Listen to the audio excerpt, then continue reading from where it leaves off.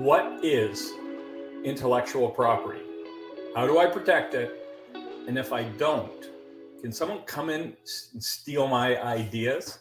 Those are the things we're going to be talking about today with esteemed lawyer Craig Kaiser, a good friend and also a former client.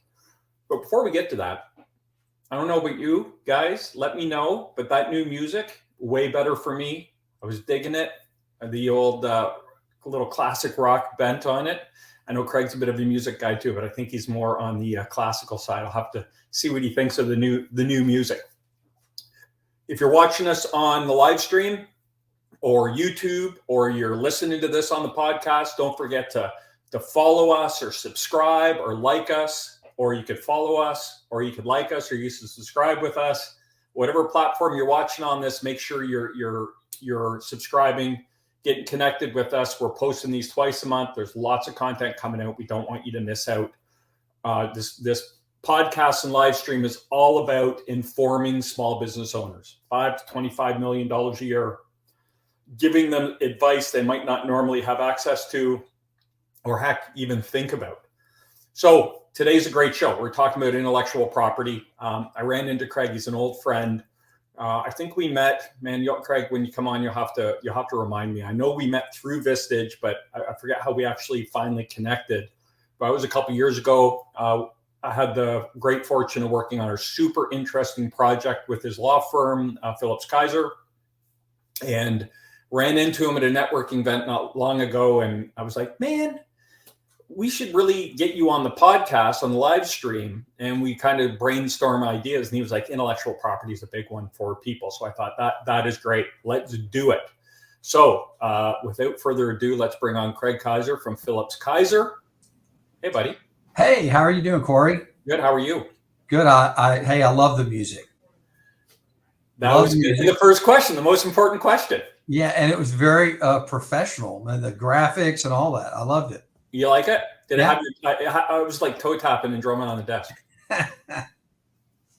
Awesome. So do you remember we met through Vistage as a whole that we met, but I think we kind of just connected, went for lunch and. Well, yeah, I think Brian Leisinger. Well, there you go. Was the guy that connected us, and we hit it off as kind of kindred views about the business world and the businesses we were in, and it was a pretty easy fit. Yeah, very cool. And we have a lot of synergies because Phillips Kaiser, you guys are have that outsourced legal model and outsourced general counsel, right? Yeah. And we kind of deal in the same client base. Yeah. And I'm not getting paid for this plug, but I will say, yes, you did help us on a project. We were a client of yours, and you did a great job of kind of helping us in thinking about who we were trying to hire in that project, and then went out and found that person. So, yeah, I know that's not part of the program, but you'll let me do that, right? I'll take it. I have no problem with it. Cool. So we'll let you plug Phillips Kaiser a bit at the end, but let's jump into this. People don't want to hear us reminisce, so let's talk about this intellectual property. So question number one, what the heck is intellectual property? How should I be looking at this as a business owner? Yeah. So, I'm not gonna. This is not going to be like black letter law that can be pretty boring even to lawyers. But let me start by give us a little bit so that we sort of know the parameters of when we say intellectual property. All right. So intellectual property is in a company a value that is sometimes it's intrinsic, or it's a developed ideas kind of a thing. Okay. And there are 4 distinct categories. One has a subpart, but we'll stick with the 4. And so I will give very quick little definitions. And some of them pretty well, the listeners will. And some I think you don't. So the first one is trademark. And everybody knows a trademark is, something that's on a product. The definition, a simple definition is it's the right to use and exclude others from using a specific name or symbol as an indicator of source of origin or sponsorship for goods, or services. So example would be the Coca-Cola brand, right? And the way it looks, and with the stylized C's that swoop, but then it can also just be the name. So it can be design, or it can be the name itself. The other thing about trademark, you can also trademark things sometimes, like shapes, like the bottle of the Coca-Cola bottle, the classic one that curves, and that design, or like a furniture design, might be trademarked. Okay, that's something you could do. Colors can be trademarked in certain instances. UPS has brown trademark for trucks on delivery. So interesting. So that's trademark. Second one, copyright. And you think about that. You think about music is copyrighted. Software is another one that's a lot. But it's interesting to note there that source. So you can, when you copyright, you protect the expression of it. So you can protect source code, but I can't protect how how it appears on the screen. Somebody else can go recreate that. They just can't use my source code to do it. But that's a second one, is copyright. A third one is patents. And everybody, when they think of IP, they always say, oh, patents. I came up with an idea, I file a patent, it protects it from anybody using it. And it is a right for a limited time to exclude others from using that. Patents have life.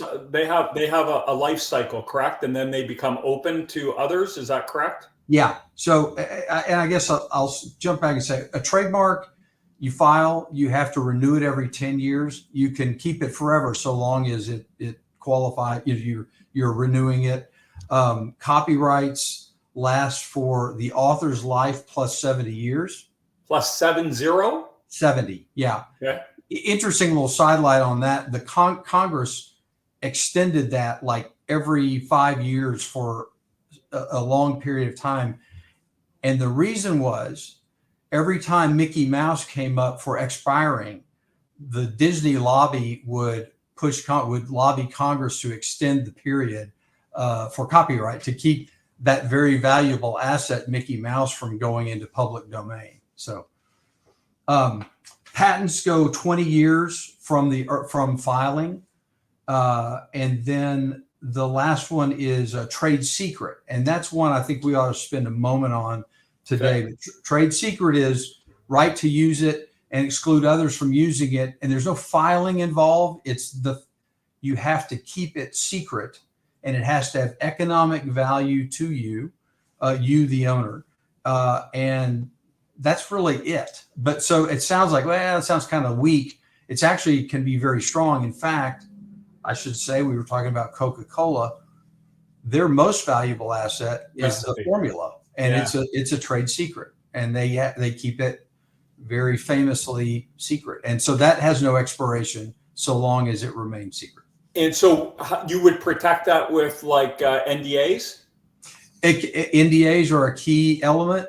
You control it. You protect it by access. Who gets to see it? Do they have a reason to see it?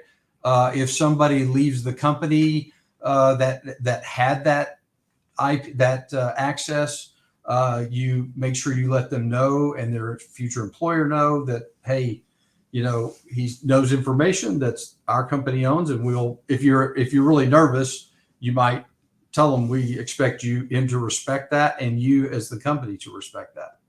So I think what I'm hearing is there's a collection of activities you need to take to show that you were trying to keep it. You were doing everything you could to keep it secret, and all of those activities as a whole are what make it a trade secret and protect it. That's right. And that it's valuable, so you can't just make up things, but it has to have a value. That's the definition. But yes, you're right. It's process more than anything else about trade secret. So you can't file for a trade secret. No. In fact, so I will say the difference, patents, for example, you're telling the world what it is. You're filing it with the patent office. If I wanted to develop my own patent, I can go out there and see who's done what, and I have to design around it. So that's known. This has to be kept secret, and nobody sees what you're doing. And I guess, you wouldn't patent the Coca-Cola recipe because after 20 years, it becomes public domain. Absolutely. Or that's probably the biggest reason. And then the other is if somebody can actually see the recipe, well, they can tweak around it a lot easier, as opposed, Right. I'm sure they know what the general ingredients are, but they don't know the recipe, Got it. Yeah. Okay. And so as I'm hearing this, especially the, what was the last one called again? It escapes my mind. Trade secret. Trade secrets. If I had a software company, or I'm just trying to think as a business owner, or I had a process that I was selling to someone, keeping that a trade secret might be advantageous rather than trying to protect it with a patent or a trademark. Yeah, and yes, and it's a lot easier and less expensive to do. For everything's not patentable, but everything you find valuable that's secret and you can define that as trade secret. But it sounds to me like you need to be more consistent and diligent around a trade secret. You can't just all of a sudden say, well, that was a trade secret. And they say, well, how did you try to protect it? Well, I told them not to tell anyone. That probably wouldn't carry a lot of weight. That's exactly right. You won't win that. You will not, when you sue them for misuse of your trade secret, you will lose that case because it comes down to show me the steps that you take to protect that from being disclosed. And if you don't have a good, tight record there. Documented, I'm guessing. Documented for sure. Yeah. But I say that, yes, but it also is not, this is something any company can do. The smallest company can do that. Right. So it's not onerous, but it needs to be intentional and held to, rigorously. Okay. So what, in your experience, are the kind of the biggest mistakes that a business owner might make around intellectual property? So the biggest one, and I think when we talked about what would we talk about on this is it right here. The biggest mistake is small business owners think, well, I don't have any intellectual property. That's the biggest mistake. They think I'm not creating, new designs for engines or any, they think patents. And everybody should have some level of trade secrets. So, Corey, whatever you're doing in your, what's your approach to pricing, to getting customers, to, your vendor list, to, your 5 steps of engaging with a customer, any of those kinds of things that create strategic advantage for you that make key hire. This is something I can go in and sell, that's a trade secret. And you should really consider protecting that. If not one of the other ways, but that's the biggest error, I think, right there. And so I totally get that one, but might there be some other ones out there that people would be surprised about? Another big mistake would be when you have employees developing things as a part of their business. Sure. Yeah. This is always an interesting conversation, right? Because they go, well, I created it, but I was paying you to create it. But each is a little different, but in copyright, the person who created it by common law owns it, unless you have a contract. It's called a works made for hire in copyright that expressly says, if I've hired by you, and if I do this kind of work, blah, blah, blah, the company's going to own it. Patents too. In a patent, the developer may be an owner of it, and the employer would have a right to use it, but they're not the owner of it that could go sell it to somebody else, unless you have an agreement in place up front that says that the company's going to own that. And that doesn't just apply to employees either. That applies to contractors that do work for you as well. So this raises a really important question, because I'm sure a lot of people are thinking, well, we have an employment agreement. So that clearly says you're working for me and I'm paying you to do this work on my behalf. That's what you would think. Yeah. What I think I'm hearing is that's not enough. Right. You need it needs to have an express conveyance of any IP that's developed. That if IP that's developed will be owned by the company, and that agreement also says that the employee will assist in anything that needs to be filed, because sometimes as an inventor on the patent, for example, they may need to sign off on documentation for that. So the agreement includes that kind of language in it.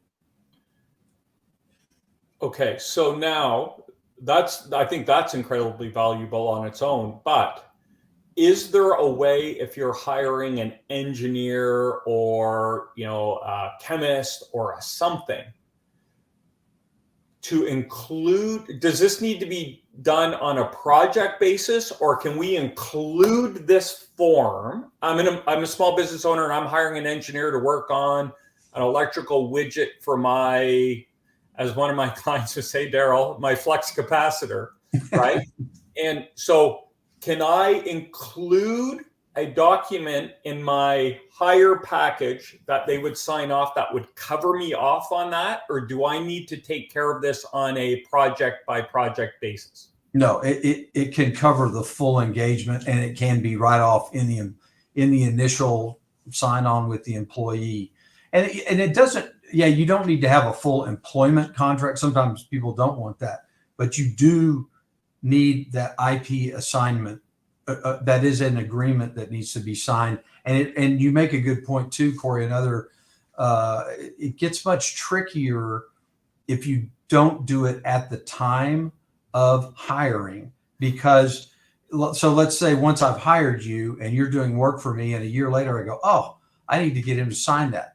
All right. So I can't slide that under your nose and say, now sign this, because a contract has to have mutual consideration. I give something of value to you and you to me.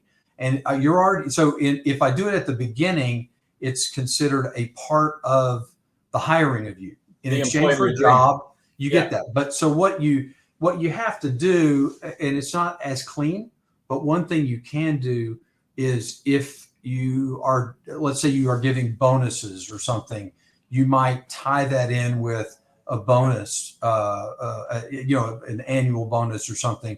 But you need to try to dress it up somehow to look like, no, there is consideration here for me having them sign that agreement. So am I hearing you? There needs to be something other than, hey, this is part of your job. I'm paying you a weekly or biweekly salary to do this. But if you give them a special task, I need you to create something new that will become part of our IP.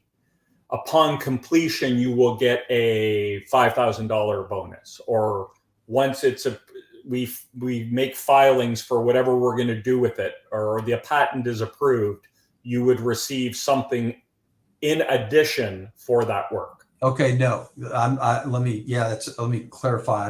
I didn't say that well. I didn't hear it very well. Either way, but this is an important distinction. All right. So all I'm saying is, if you have them sign it when they initially hire on, you don't have to pay them extra for that. Okay. It's just employment is enough. I'm giving you employment. Right. All right. Now, what I'm saying is, and even if their job changes down the road in your company and they weren't doing design work and now they are, as long as they signed that at the front end, you're fine. Okay. But if you didn't do that, and let's say a year later you realize, I should have had, this guy's doing things, or I talked to a lawyer and he tells me I should have, I don't own these things unless I get this assignment. I need to get them to sign it. All right. If you do that, now you can no longer say it's about employment. Okay. Now you have to give an additional something one time. Tie it to an incentive or performance or an incentive. To sign it. Yeah. Okay. That's all. And is it, So I just want to walk through a couple different scenarios because so would it be if you sign this, I'll give you money, or if you sign this when it's complete, you will have earned an incentive, or does it matter? It's really, I think it's really atmospherics a little bit. It's sort of like I'm gonna, we're giving you this. Oh, Matt, Craig froze up on us. Matt, are we still going? Matt, can you hear me? Oh, Craig, you're back. You froze up a bit on us there. Okay. You were saying it was atmospheric.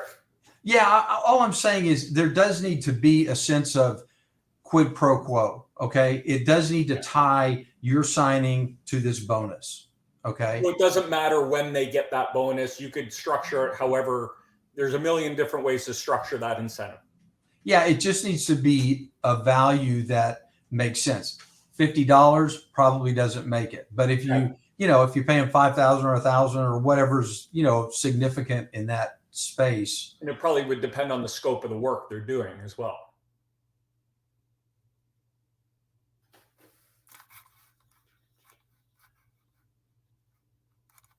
Man, we are having some connection issues. Hopefully you'll come on back here, Craig.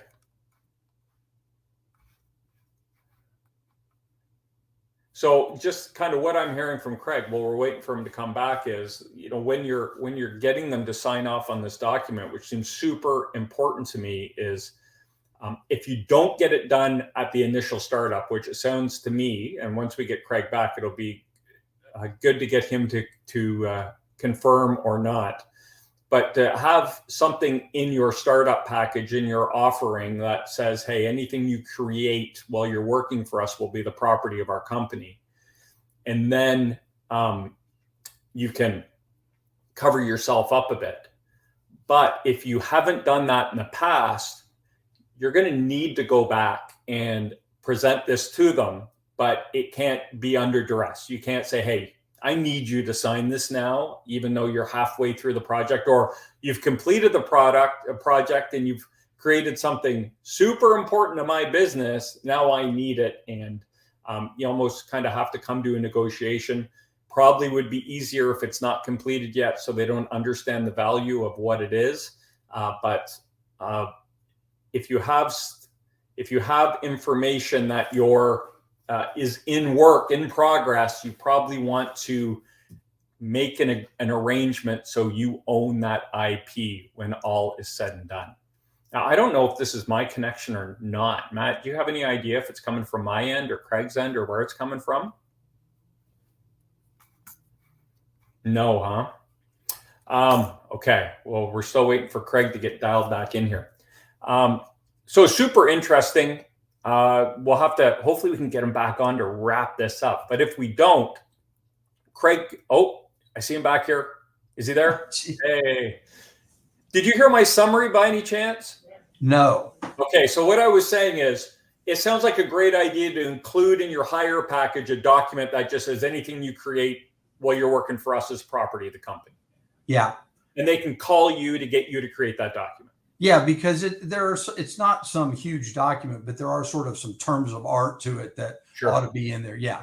But and yes, secondly, if I have some stuff people are creating for me and it's work in progress, I need to be going to those people and saying, hey, I just figured out I should probably have you do this. Let's kind of come to terms on what it would be. And my thought was, if they've already completed the product and they can see the value of the product to your business, getting them to sign the rights away to that will probably be more expensive after they understand the value compared to while they're creating it and they're not thinking of that, right? Once it's done, you say, great, now I need it. I'll give you $5,000. And they say, you're going to make millions off this thing, right? Yeah. So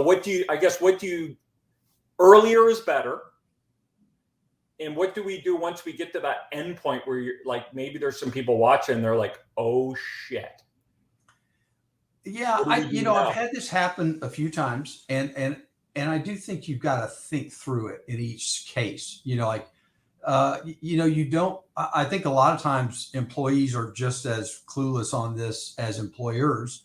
And But so as I soon as don't, you come to them and say, "Oh, by the way, I need you to sign the rights of that over," they're going to get curious. yeah. And so I do think, I do think, but a lot of times I think they think the employer owns it. And I think sometimes I would come at it a little bit with a tone of, we need to do some corporate cleanup as a part of our business. And one of them is, I've got to get a clear statement that what we paid you for, we own. And, I come at it that way with that kind of language, as opposed to, Framing. gee, you really own this, because everybody knows we were doing this, in a way that we would own it. Now, depending on how valuable it is, a lot of times it doesn't seem that valuable, in the front end. Um, you might just, like I say, give them a bonus and you take it. If it's some super valuable thing, maybe you say, hey, look, for the stuff you've developed, we'll do a percentage, or, this is where I think it gets pretty specific if you have to start cutting a deal. And it sounds like that would be a fairly sophisticated product or widget that you would have created at that point, right? Yeah. And you might have a designer there, or somebody who is a little more aware of what their rights are. Yeah. So what I'm hearing is, the further along the process these people are to creating IP for your company, the more there's a need to reach out to a guy like you to say, I might be in a bit of a pickle here. What's the best way to maneuver this? Yeah. And yes, I think that's right. And I would say, even if you don't think you've got a lot of IP that's been generated, that might be a better time to go ahead and, if you need to get control of what's being developed in your shop, do it before it's generated. Don't. So I think just right at startup, you should just include, if you're running any type of business, you should just have a form in your startup package that says, hey, anything you create while you're here is we own. Yeah. Okay, so here I am. I'm a small business owner. I'm listening to this. I'm having multiple heart attacks, thinking, "Oh God, I missed out on this." What do I do? What's my first step to kind of cleaning up my backyard and making sure I own? First step I make to start protecting what should be mine? Yeah. So first step is take stock of what you think your intellectual property is. Okay. And what does that mean? It generally means, what is it that is of value in my business? Is it my brand? Is it the stuff we're creating on the shop floor? All these things we talked about. What is valuable? And sometimes the way to think about that is, what if I sell this? My intent is to sell this company in 5 years or 10 years or whatever. Who would buy that, and what will they value in it? Because, and that serves several functions, not the least of which is IP. But if you sometimes you'll see people who build a business and they build it around themselves and their super ability to sell, and they have all the relationships.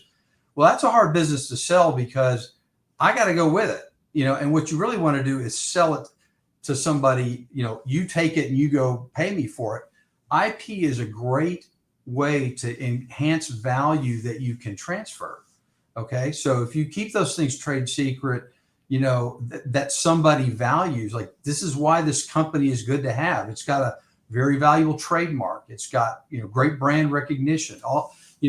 Then that's a first step. What is valuable here? Okay.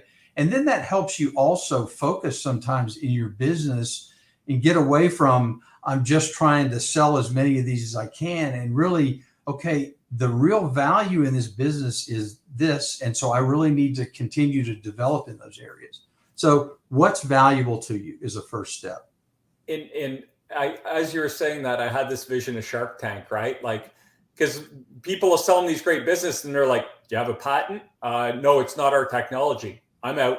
Yeah. Right? We're leasing the technology. But when people say, yes, it's patented, they're like, okay, because now we can license and do all kinds of different things. So it kind of shows whether it's real world or not, I don't know. But No, it's just the value of owning your IP. that is so right, Corey. So it's identifying it and then documenting it, protecting it.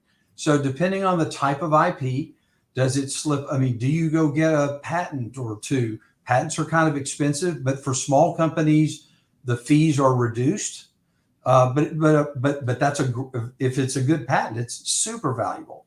You know, And if you're making one specialized product and you're the only one who can do it or knows how to do it, it makes sense, right? yeah. Or it might be of some value to you, but to a bigger company that could use that in what they're trying to do in their much bigger business, it may be way more valuable to them than it is in your little business. So documenting, we talked about trade secret process documentation, whatever, that is what you need. So when that buyer comes along for your business, you can say, this is what I own. And this is this is how I define my trade secret. These are my patents. This is I have rights from all the employees. You've got that documentation. That's what you need to do. So identify it, document it. Cool. And the one thing I wanted to ask you that I kind of didn't, but is, if I don't protect my IP, can someone take it and protect it under their name? Absolutely. Yeah. I mean, now it's a little more complicated answer than that, but the bottom line is, yeah, if you don't protect it, you don't really, your rights are limited. Now, like in trademarks, there's a common law. If you start using it, like you use key hire, it may be, you have that right in it. So far in the space you're in, the location, but if somebody else is using it, and they file with the Patent and Trademark Office, you've got a real problem. So, but there are some rights without filing in some instances, but I would not take comfort in that in any of these areas. Well, yeah, patents, trademarks, and copyrights. You need to protect it by filing. So, Craig, if I'm a business owner and I'm thinking, okay, first things first, I need to include a document in my startup package that says anything created on for the company is owned by the company, or I have people working on projects and I need to have conversations with them, or I have people that have created something for me that's completed and I need to figure out how I can reel that back in. How do I reach you and get in touch with you to have those conversations? Okay. I need to make sure in that employment agreement you talked about, you need to have a requirement of confidentiality that protects your trade secrets, right? So an employee is bound to hold in confidence things that they're exposed to. All right. See, that's why they need to reach out to you. Yeah. So, all right. So can reach me at, my law firm is Phillips Kaiser, and that's PHILLIPS. This is where we put Matt to the test. Let's see. Oh, good. He could put it up. Okay. Let's see if he can flash it up. Let's go, Matt. Hey. There you go. Okay. So ckaiser at phillipskaiser.com, or my number 713-955-2742. Give the number one more time. 713-955-2742. Come on, Matt. He's got to phone the numbers. There you go. Good. Email anyway. That's good enough. That's good right there. That gets it. Kaiser at phillipskaiser.com. Awesome, man. We ran over, but this is, I got to think this has been super. I've learned a ton. That's why I love doing these. But as a business owner, if I was listening to this today, I would want to be reaching out to you and saying, I need help. Yeah. No, that's great. I appreciate and I apologize for the dropping out. That's not fun. Oh, well, what can you do? Hey, man, thank you so much. Thank great having you on here. Thanks for your time. I really appreciate you carving out some time to spend with us. Thanks a lot, Corey. I appreciate it. All right. Thanks, Craig. All right. Man, that was awesome. So much good information. I've had those conversations with them before too, but never that broad and kind of trying to get that understanding. So if you are a small business owner, you need more information than that, absolutely reach out to Craig. Best guy. He'll take the time and walk you through it. And what you see is what you get with him. So what you saw in this is exactly the way he'll deal with you professionally as well. He's a total pro. Before we sign off, like, subscribe, share, be a part of the community, help us spread the word. We're trying to do good work for small business owners, and any of your help would be appreciated. You can always, if you have questions about your own talent strategies or hiring or constraints within the business or operational deficiencies, you can schedule a consultation and we're happy to walk you through any of that good stuff. No weirdness, no sales, just help. We're a help first organization. We have a YouTube channel. We got podcasts. So our podcasts go out on alternate weeks from the live stream. So you can listen to us on all the major streaming providers: Spotify, Apple, Amazon, Google, Audible, Key Hire Solutions, Small Business Podcast. What else we got, Matt? YouTube. Ebook. We got an ebook on how to build your hiring and interviewing process to get it right the first time. Hiring is a dangerous game. It's the most important thing you can do. And we put together a comprehensive guide so you can get it right and get the people you need. Do we have YouTube, Matt? Check out our YouTube channel. Subscribe to the YouTube channel. It's sad. We need subscribers. We need love on YouTube. Go to YouTube, Key Hire Solutions, and subscribe to our channel as well. Our next show, I know we have something really cool coming up, and we're talking to Paul Pelosi and about his business. And what is the name of it, Matt? Do you remember? Escapes me. I'm gapping out. It's called... Anyway, we'll be sending out some information about it, but it's going to be awesome. Paul's a great guy, and it should be a super interesting conversation, and it's a great resource for business owners to bring in entry-level employees, especially kind of in the professional side of the business. Super affordable and a great way to source entry-level employees with education and some good backgrounds as well. So until next time, we'll see you in 2 weeks. Stop grinding, start growing. Thanks for tuning in.